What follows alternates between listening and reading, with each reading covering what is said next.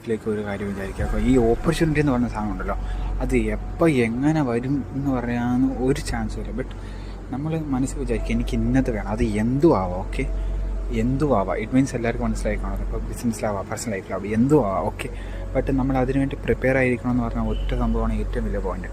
അത് എന്തിനു വേണ്ടിയാണ് അതിനൊരു പ്രിപ്പറേഷൻ എന്ത് പറഞ്ഞാലും അങ്ങനെ ഒരു ഇൻസിഡൻറ്റ് നമ്മൾ മുന്നേ കണ്ടിരിക്കണം. ഇങ്ങനെ പറഞ്ഞാൽ നടന്നാൽ നമ്മൾ എന്ത് ചെയ്യാം.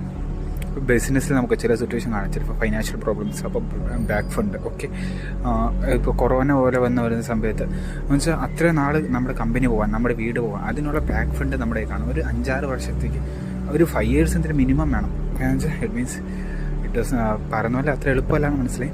അതേ രീതിയാണ് എല്ലാ കാര്യത്തിലും. എന്തെങ്കിലും നടക്കാൻ പോകുമ്പോൾ നമ്മുടെ മനസ്സിൽ വിചാരമാണ് എനിക്ക് ഇങ്ങനെ നടക്കണം, എനിക്കിത് വേണം. അപ്പോൾ അതിനുവേണ്ടി നമ്മൾ എന്താ ചെയ്യേണ്ടത്? അതങ്ങനെ നടക്കുവാണെങ്കിൽ അതിനുവേണ്ടി നമ്മൾ എന്തൊക്കെ സേഫ്റ്റി, അങ്ങനത്തെ എന്തൊക്കെ സാധനങ്ങൾ ചെയ്തിട്ടുണ്ടോ അതെല്ലാം നമ്മൾ പ്രിപ്പയർ ആക്കി വെക്കണം. അതാണ് ഫ്രം ദ ഡേ.